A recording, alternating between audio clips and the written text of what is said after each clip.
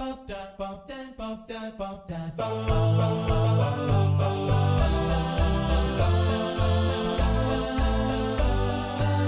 Pitch by Iska Sak. Hello everybody and welcome to Speech Pitch, Iska Sak's new podcast. I am Catarina Botelho.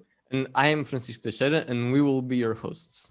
First of all, let us say thank you very much to everyone that listened to the first episode and to everyone that gave us some feedback. Yes, we were truly amazed by how it was perceived. For the newcomers, you absolutely need to go back and listen to the previous episode. It's mandatory. Otherwise, no paper of yours will ever be accepted in any journal. And no network that you train will ever surpass chance level. And no audio that you record will be free of noise. Okay, no, let's not get carried away. We don't wish that on anyone. And jokes aside, let us just briefly tell you all about the new podcast. We are a group of PhD students in speech associated with ISCA, and in each of the episodes, we'll be chatting with different guests from the speech community. We'll ask them about their work, their stories, their ideas, in an effort to get the speech community closer together. That's right. And today we have here someone with us that has worked a lot for the well-being of everyone in the speech community. She's a member of the ISCA board, where she acts as the chair of the diversity committee, co-chair of the Interspeech conferences committee and technical committee, besides so many more roles that we would not have enough time to list them in a single episode. But before introducing our guests, we need to be honest. We were a bit afraid of completely mispronouncing her last name.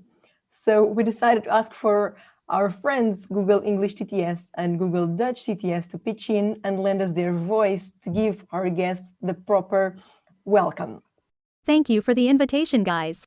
We're super excited to be part of Speech Pitch. Please welcome Odette Scharenborg. That's amazing. And the right pronunciation. Thank you guys for the fluent introduction. And most importantly, thank you, Odette, for accepting our invitation and joining us. Well, thank you for inviting me. I'm honored and excited and nervous. So, Odette, we'll start right away. You are the chair of ISCA's Diversity Committee. What is diversity and why should we care about it? Well, for me, diversity is the fact that no one is the same. Everyone is different. We have different backgrounds. We have different personalities. We come from different places all over the world. We look different. But in the context of ISCA, for me, diversity is very much the fact that we have a speech community that consists of speech technology people and speech science people. So when I joined the board in 2017, one of my goals was to try and get these two communities closer together. I actually have a background in both technology and science. So I personally feel part of both parts of the speech community. So I felt like I want to bring them closer together, and we have that opportunity within Interspeech.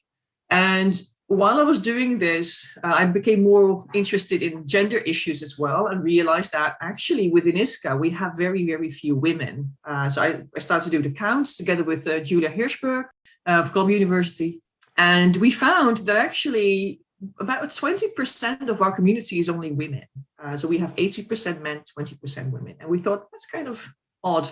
And especially considering we have speech sciences, which typically is more female dominated compared to at least the speech technology community. And that sort of started to develop. So for me now, diversity is very much about the fact that we have people from different regions. So within ISCA, we have lots of people from the US, lots of people from Europe, lots of people from Asia, but very, very few people from South America, from Australia, from Africa. Whereas there are good people there. So for me, diversity is really including everyone, accepting that we are all different, we have different backgrounds, and we want to make a diverse community. Because I personally feel that solving our big questions within speech processing, within speech technology, within speech production cannot be done by looking at it from one angle, but rather we want to look at it from many different angles. And the more expertise we have, the more disciplines we bring together, the bigger steps we can take towards our ultimate goals in our research. So diversity really is everything in a way. Yeah, that's an interesting perspective on how to look at things. And what can you tell us? So if we want to help at an individual level, I don't know, maybe raise awareness, or what actions should we take, as individuals and to help? In what sense do you mean to raise awareness of what? Of the issue that certain people are not getting the chances that they should get? Or can you specify the question a bit more?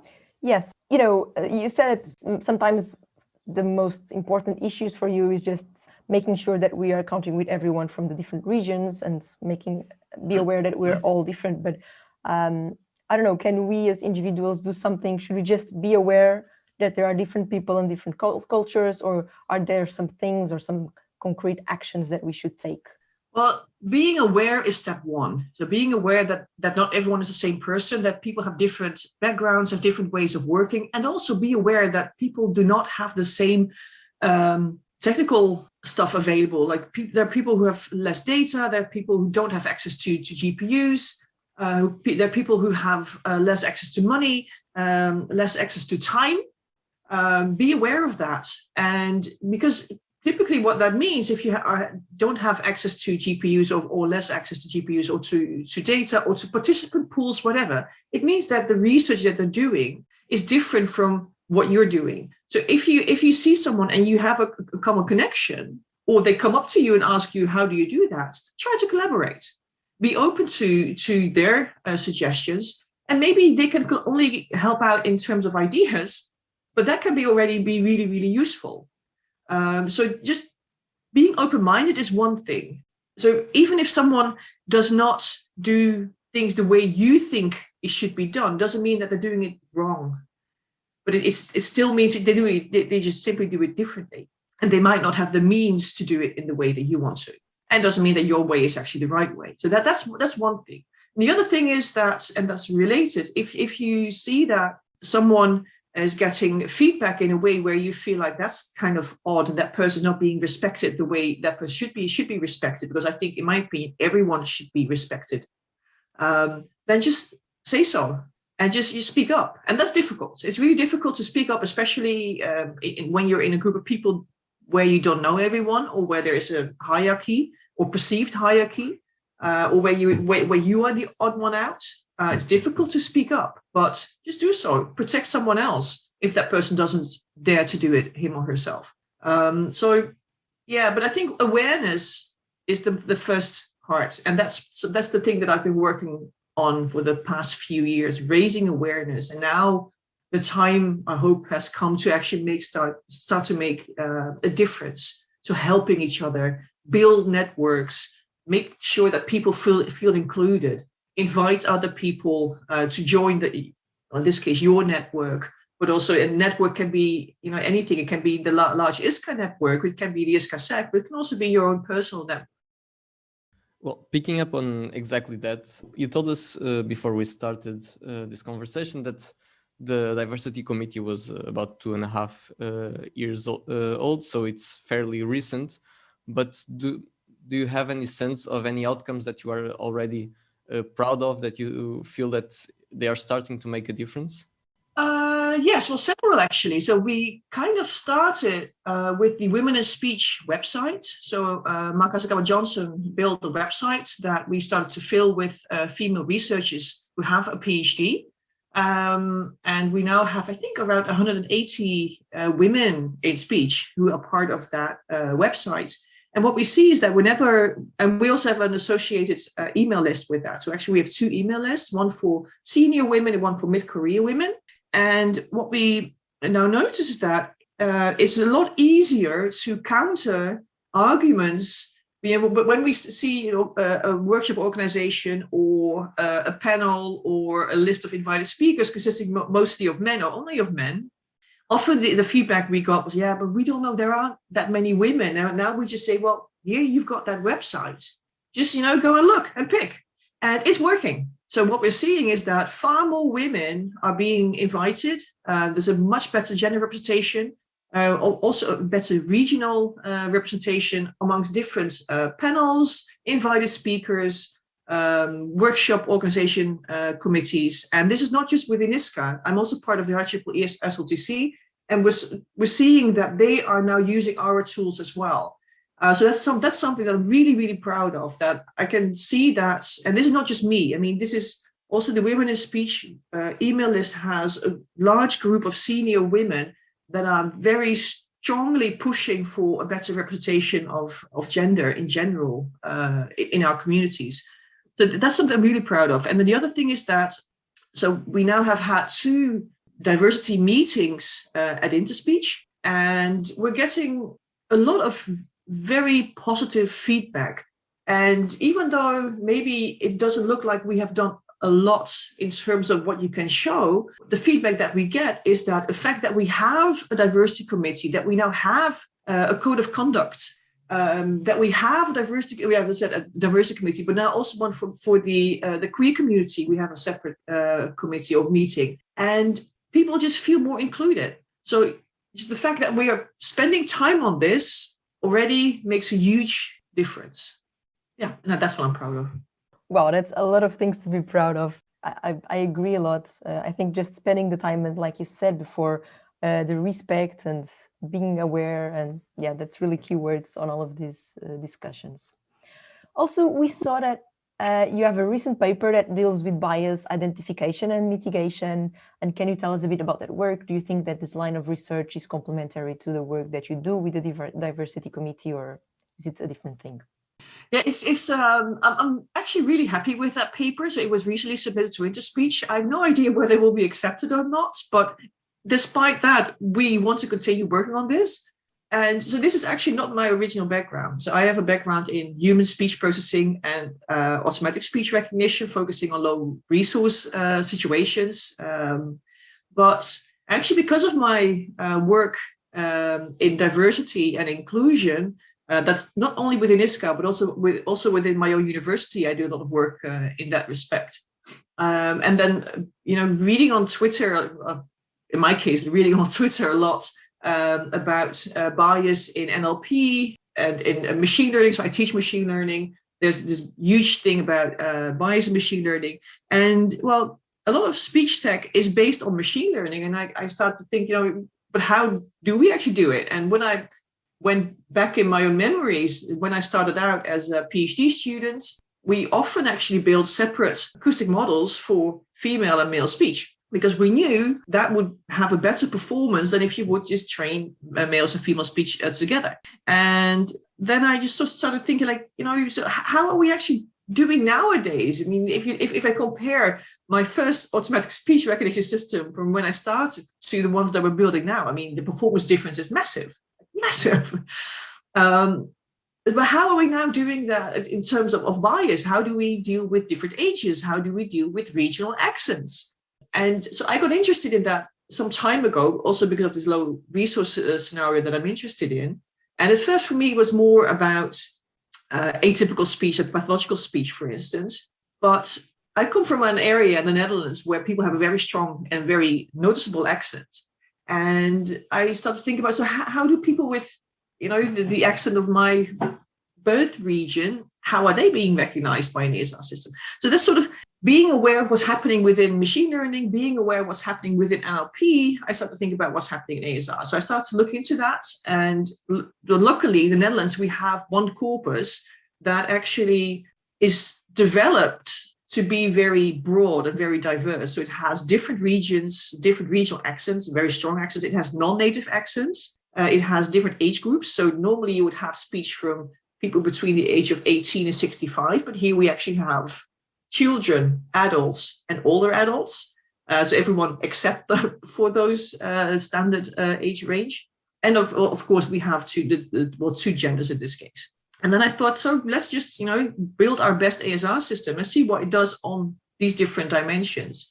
And it was a really interesting exercise. And we still see huge differences. And the interesting thing is that when we compare our results with other languages, then, well, gender is most researched. And there we see that some systems do better on male speech, some systems do better on female speech, but actually female speech tends to be recognized better overall, if you compare the different studies, than male speech. And that's sort of what people did not expect. And also that I didn't expect. So I was kind of interested in seeing that. But one thing that's still, there are many things still unclear, And that's, for instance, is this dependent on the type of architecture that you're using? And how much it has this to do with the language, for instance. So do we see differences in language? And of course, the idea is that we want to be inclusive. So we want to build speech technologies, automatic speech recognizers that are able to recognize everyone, irrespective of your accents. And because, for me, diversity is very important, the diversity in languages, the diversity in the way you speak. But the ultimate goal, for me at least, is to build speech technology that makes everyone to be part of society again, irrespective of how you speak. So inclusive automatic speech recognition in my case. For me, I think it's a very important research line, and I think there is a lot to be gained there, because it also will allow you to better understand what ASR systems actually do. So why is it that certain accents are better recognized than others? Why is that certain ages or a specific gender is better recognized than others? And it can teach you something about speech production as well. So what do you think are possible solutions to mitigate this kind of bias, right? So is it just having a data set that has a more equal representation of previously identified bias, or do we need to look better into the architectures that we are using, or what if there are new biases that we are not even aware of, right? So what do you think might be the solutions for this? If I knew that, I probably would now have a couple of million euros to investigate that. But I think a very important first step is and this is actually coming back to my answer to one of the first questions, you have to have a diverse team. If you only have people from the same country working on the same problem, then you all look through it. In my case, I'm Dutch, so I look through things, using my Dutch glasses in a way. But if you have people from different cultural backgrounds, different language backgrounds, with different types of accents, different ages, then you are far more aware of the issues or the diversity of issues that might pop up. So for me, and also, and this is a known fact from also machine learning and bias in machine learning, to have a diverse development team is actually, or in our case, a research team, is the most important thing, because that will, in principle, if everyone has equal vote in a way, or has a right to speak, then you take into account everyone's ideas, and then you realize all these different issues that might pop up. So that's sort of the bigger picture. But looking at it from a technological point of view, yes, data sets are very important. You have to make sure that your data set matches the task that you want to do. Architectures, yes. Probably, I don't know yet, but that's the next step that we're going to investigate. We're working on that for the next couple of months. But personally, my idea is try to work towards a flexible ASR system that's able to flexibly deal with the different, for instance, accents or different ways of speaking. And that idea that I have is actually based on the idea that humans actually are very, very good at doing this. So I've done a lot of research on human speech processing, showing that even if you have that you very quickly adapt to different accented speech. So if someone has, for instance, speech impediment and has a funny pronunciation of a certain sound, then very, very quickly you adapt to that particular speaker and you treat that particular ambiguous or odd or atypical sound as if it were a normal pronunciation of that sound. So we can do that extremely fast within like 5 examples of that particular sound. Now, can we build ASR systems that do the same thing? So we have started this research line a couple of years ago. It's going slowly, unfortunately, but we're making progress there as well. So can we build ASR systems that figure out whether something is, for instance, a new language or not? So new sound. So you don't have to specifically stand up front, but rather that flexibly adapts its acoustic models to a new situation. So that's sort of my personal idea. There probably are many other ideas out there as well that are equally good or maybe far better than mine. Wow, that's a lot of work for you to to work on. And yeah, it's interesting that's maybe not all about the data sets. Also, I enjoyed your comments. So in the beginning, when we asked you what should we do in terms of the diversity, you said first awareness, and that's exactly what you're doing in research, right? First awareness that our models are not working for everyone. And then we're going to think like, which actions are we taking? Is it, I don't know, so what you said, transfer learning or few shot learning, or maybe we have all the tools already, right? We just need to be more aware and then solve the problems. Yeah. So from what you said and from what we've looked around, you've worked in many different things. So you had ASR, but also you've worked with non-nativeness and the resource languages, background noise, emotion recognition, brain signals, image captioning, and etc., etc. What's your favorite topic, or what's the topic that you're more passionate about, or that you feel that has had a greater impact?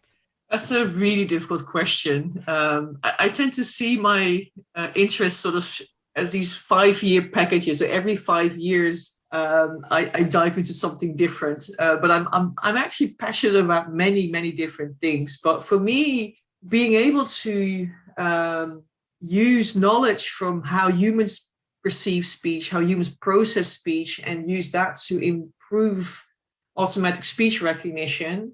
So that's more of and vice versa, using speech technology to learn more about how humans process speech. That's sort of the core of what I am. And where I apply it, that is sort of changing over the years. And well, this bias project that we just discussed, this is something that I'm currently very passionate about, because it sort of really brings together my ideas and my wishes and my strong feelings about diversity and inclusion, not as society, not only as a society as a whole, but also within my own research. So I think my passion is really about, well, I love speech. That's for one. But I really feel strongly about using our techniques, our knowledge, our expertise to make sure that everyone is able to participate in society. Also, those people who have trouble either communicating because of some speech impediment or whatever impediment, or because they don't speak the language well enough, or they speak a language for which there is no speech technology available. I mean, there are many languages for which no speech technology is available. So that's sort of really what drives me. We're now at a point where speech technology has reached a point that it is doing quite well for many different mainstream speakers and a few large languages. So now we can use that to spread this technology and this expertise to other languages and help everyone who wants it. So when we were looking at the topics that you worked on, we were looking through your publications, and we found a poster that we thought had a very funny and somewhat scary title, which was which was called "Looking at the Knife When Hearing Map." How important is the Dutch lexicon when processing English words in noise? Yes. So can you tell us what it was about and how did the knife get in the picture? You do put me on the spot because it is real research. So this was by one of my previous postdocs. This was done when I was still at Radboud University, working on a 5-year project on the effects of non-native listening and background noise on how you process words. And one of the questions that we were interested in is that it has been researched within psycholinguistics before, and as it has been shown that if you listen to a non-native language, then your native language starts to pop up as well. So while I'm listening to you speak and we're speaking in Dutch, also my Dutch lexicon is actually being activated. So here we had an experiment. It was an eye-tracking experiment, and what you do is you're interested in figuring out whether a certain word is being activated while you're listening to certain speech or other words. And you have 4 pictures on the screen. One or two of them are phonologically similar to the word that you're interested in, and 2 are distractors. And in this case, so the Dutch word for knife is mes, and the English word is knife. So we were looking at, if I remember correctly, we had a sentence that had the word map in it, the English word map. And we were looking at whether people were also looking at the picture of the Dutch knife, which is mes. Because for Dutch listeners, map and mes sound pretty similar apart from the final phoneme, the P and the S. So that's where the Dutch knife comes in. So if you're listening to map, do you actually look at the knife? Okay, no, Yes. it's a very cool idea. It's a really cool idea. And now we're a bit less scared and we get the whole context for it. Okay, so now you've covered some of the works that you've done, and you've worked in many topics and also accumulated a lot of important roles. So can you tell us a bit about your path or the story behind these achievements? Wow. Well, thank you for calling them achievements. I think that's really nice. Where to start? I was born, and from a young age onwards, especially from high school onwards, I realized that I kind of liked languages, and I turned out to be pretty good at them, whatever that may mean. And I liked math as well. But I grew up in an area where, as a woman, being interested in physics and chemistry and math just didn't make a lot of sense. So I ended up doing physics and chemistry and the easy version of math for my high school diploma and a bunch of languages. I did Dutch, English, and French. So I had sort of this, in Dutch you call it like an alpha, which is the languages part, and the beta, which is the technical or the science part, set of topics. And then I didn't quite know what to do in university because I like both. And typically you have to choose, either you go towards something that's more language oriented or you go to computer science. So I was interested in computers from a pretty early age onwards. So my dad bought his first computer in 1986, and then he dragged me along to these computer courses at his work, where I was the young girl sitting amongst all these 40, 50-year-olds, males, obviously. And I was very much intimidated by them, but I enjoyed it. But then when it was time for me to decide what to do for university, I didn't dare to do computer science because I felt like I'm not smart enough to do that. I'm a woman. That is a male subject. So I shied away from computer science. And then when I was going through the list of top possible studies, I found language, speech, and computer science, which was taught at Radboud University. And it was actually within an arts faculty, so within a languages group. And that's what I ended up doing. It was a 4-year study at the time. And it was basically language and speech technology, so NLP and speech technology. And I really very much liked that. So I immediately went to speech. From day one, it was speech, and I just never left. And I've done many different things. So my master thesis was on automatic speech recognition.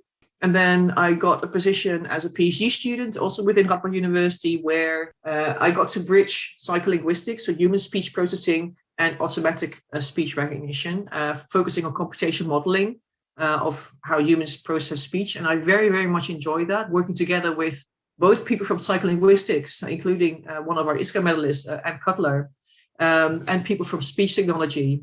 And so that's why I really feel like I'm part of ISCA, because I really work together with both big areas.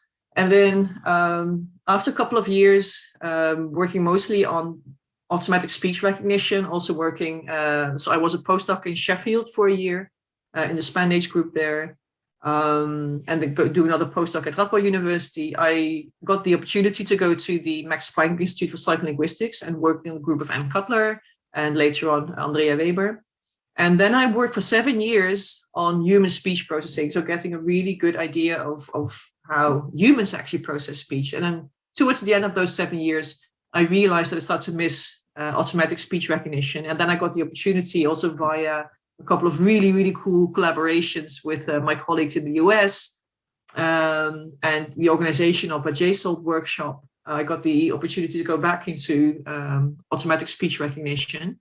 And then I moved to TU Delft, where I'm still at, and I'm in computer science now. And so my research is now very much focused on more on the technological side of things, but my interest still is very much in speech in general. So I build a booth at CU Delft, so I can start testing human listeners again after Corona, because everything is on hold right now. So yeah, that's sort of my trajectory through my career. It sounds like a very lengthy and very filled career. Yeah, well, but I have been around for some time now. So. I loved it how you just started the story. First I was born. Well, going back to your PhD years and now looking back at them, like, are there any mistakes that you made as a PhD student that you see now that you've made them, and that you see your PhD students also doing them again and again? Ooh, that's a very good question. I'm actually quite happy with how I did my PhD, to be honest. It didn't go smoothly, at least not at the beginning. So it's not so much things that I did wrong and would have liked to have done differently. It's more, I have learned a lot of lessons while in that period. But one thing that I do notice a lot, also with my own PhD students, is that this very big need to publish as soon as possible, and getting very, very worried when that first paper or that second paper is just not getting done. Whereas, and this was something that I was told when I was doing my PhD, and this is something I always tell any PhD student, because it's almost always true. Basically, you do 80% of your work in the final 20% of your PhD period. And that's just something that's true. So is it a mistake to worry about, not publishing enough in your early years of your PhD? I don't think it's a mistake. It's a very natural reaction. But it's something that in my opinion, you should not worry too much about. If your supervisors start worrying, you have to start worrying. As long as they don't worry, you don't have to worry. And one other thing I, in hindsight, would have liked to have done differently is that I probably would have liked to have worked less. So I worked 4.5 days a week. So 1 week, 4 days a week, 1 week, 5 days a week, but also many evenings and weekends. And in hindsight, I should not have done that. I really think this is also something I tell all my students, including master students, bachelor students, PhD students, postdocs: take time off. You have your working hours. Those are your working hours. Outside of your working hours, they're yours. Take time off, relax, meet with your friends, enjoy your hobbies, go on holiday, once we're allowed to do that again. It's really, really important. Not only because it's just, in my opinion, wrong to be working so much, even though I have done that for many, many, many years. It's easy for me to say so because I've done that for like 20 years of my life. But taking time to relax allows your brain to relax as well. You typically get far better ideas if you take time to just not think about something.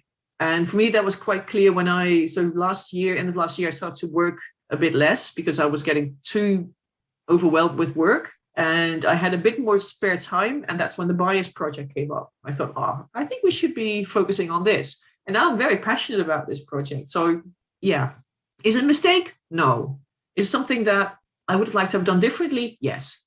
That's very relevant advice, I think, for all of us, that are now at that stage and we feel like, there's a new deadline for a conference and there's so many hours in the day, right?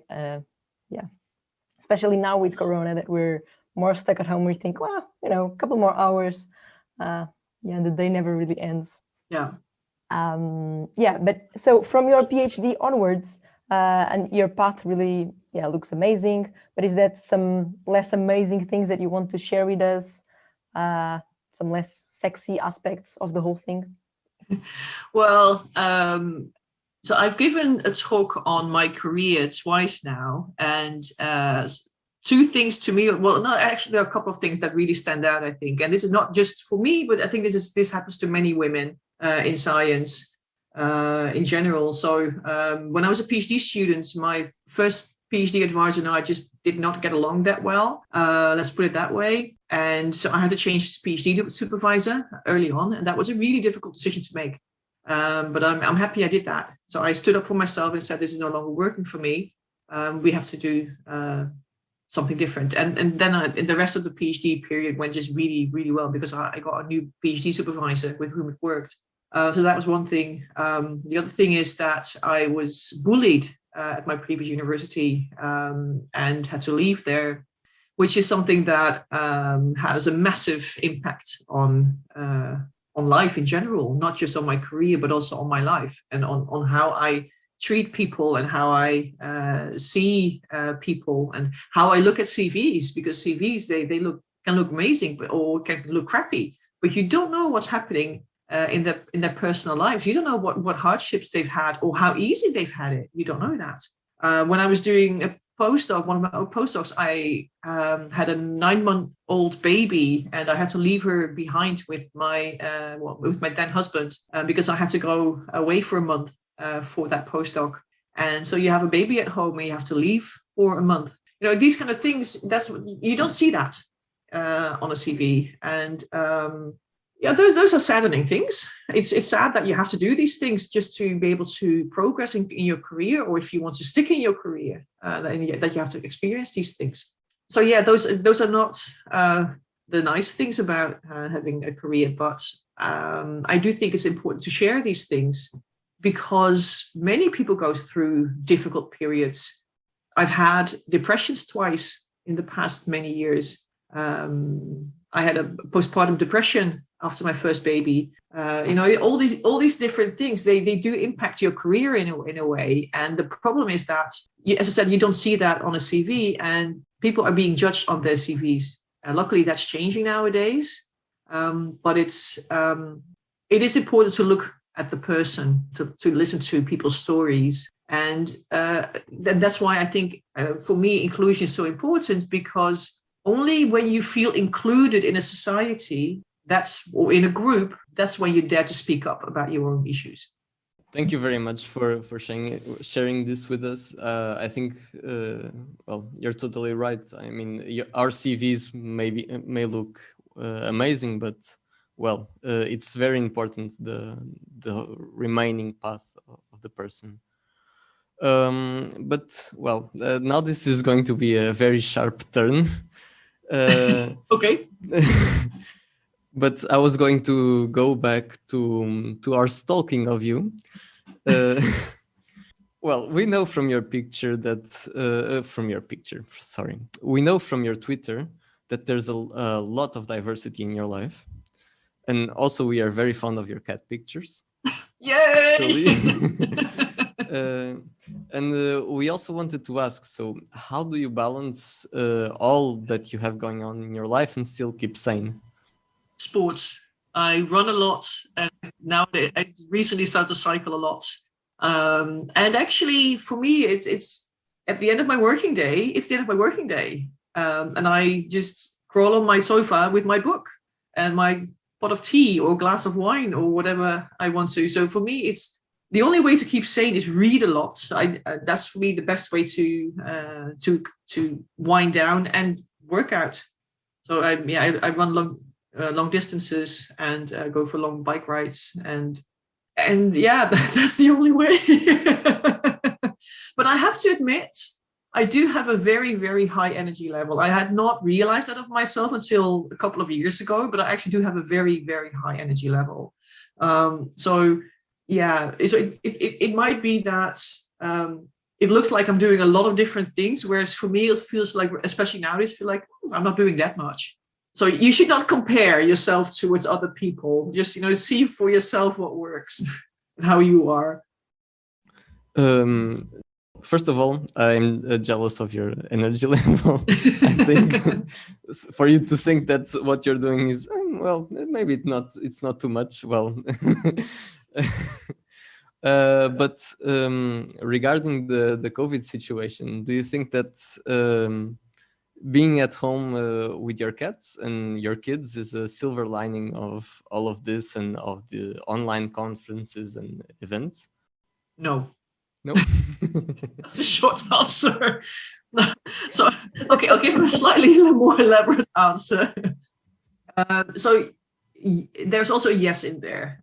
So I divorced my ex 2 years ago. And I moved into my current house a year ago. Actually, on the day that the Netherlands went into lockdown, I got the key to my current house. That's when a long renovation period started.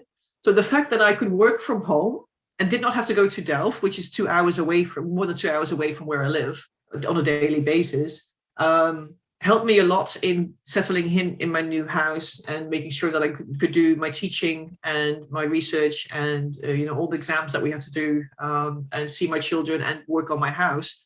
So that was definitely a very, very nice thing. And moving into a new house, I mean, it takes time for you to get acquainted with the house and feel at home. But that's really nice about this entire period that I've hardly been to Delft in the past year.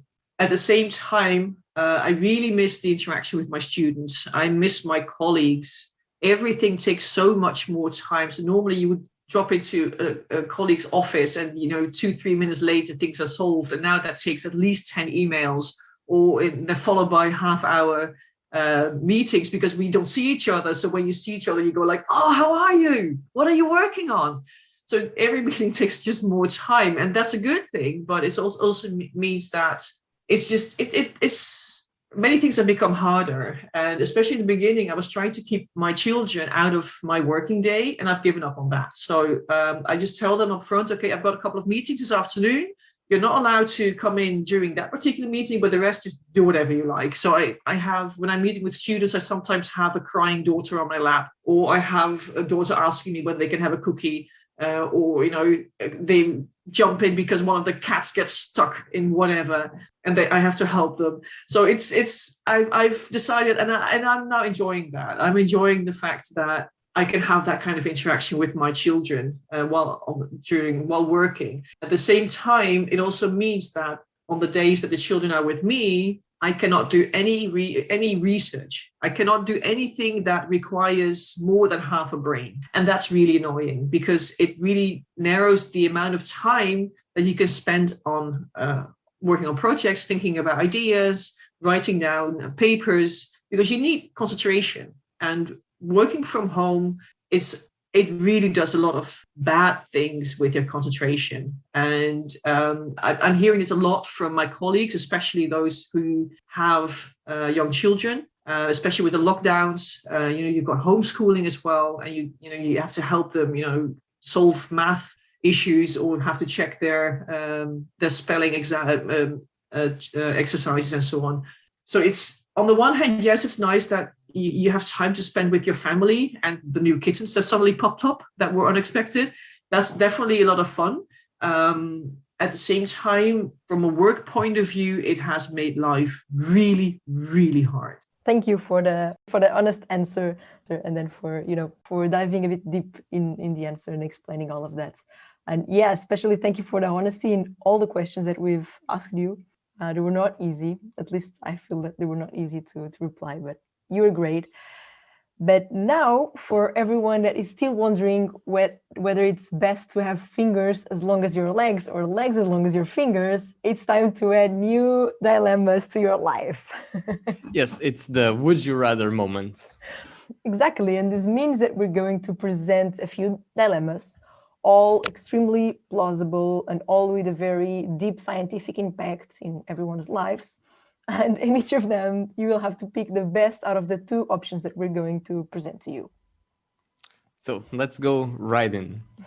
Would you rather do a running marathon or have a paper reviewing marathon? I prefer to run a marathon. Okay, would you rather talk with the voice of a TTS system or understand speech as an ASR system? I love that. I'll go for sounding like a TTS system. Fair enough. Would you rather be born with an elephant trunk or a giraffe neck? I will go for the elephant trunk. It can come in handy, right? It looks cute. Would you rather be stuck on an island alone or with a person who talks continuously? Oh, alone. Would you rather have taste buds on the tips of your fingers and not be allowed to wear gloves, or not taste at all? I prefer to have them on my fingertips. And would you rather have a family of 50 cats or no cats? Then I'll go for no cats. Having 5 now, I'm going nuts. Okay, the dilemmas are over. Oof, you were so fast at answering, and I hope none of them will keep you awake at night, but I'm guessing not because you were very decisive of them.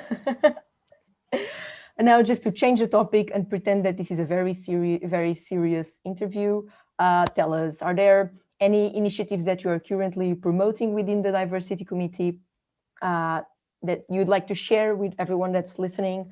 Perhaps during interspeech, you'd like to do some advertising? Well, because of being so busy with interspeech Brno right now and with teaching and everything else, the diversity committee is sort of on the back seat right now.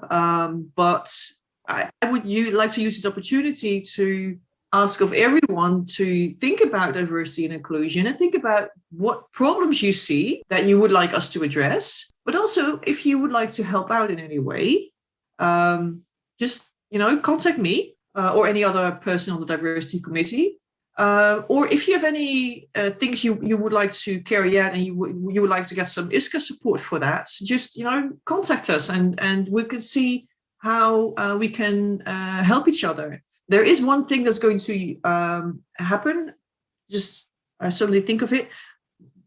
So the ISCA SAC has been having these mentoring sessions for the past few years at interspeech, and we're now going to open them up to everyone. Also because people from minorities, even though they are beyond the PhD level, PhD student level, they still might like to have some mentoring because they have less access to whatever, or they feel isolated in their area or in their topic or in their just because of their own backgrounds.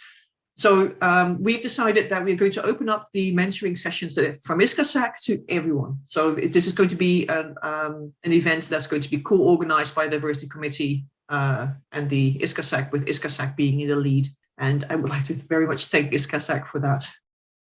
So we just want to thank you very much for accepting our invitation and for joining us today and for giving all these honest answers and a lot of food for thoughts in different areas. So yeah, thank you very much. Yeah, and also for all the advice that you gave for PhD students like ourselves. I think it's very useful to hear the path and advices of someone who has a lot of experience, even though thank you very much, Odette. And thanks to everyone that is listening to this episode of Speech Pitch. Stay tuned for future episodes. We might interview your favorite speech researcher.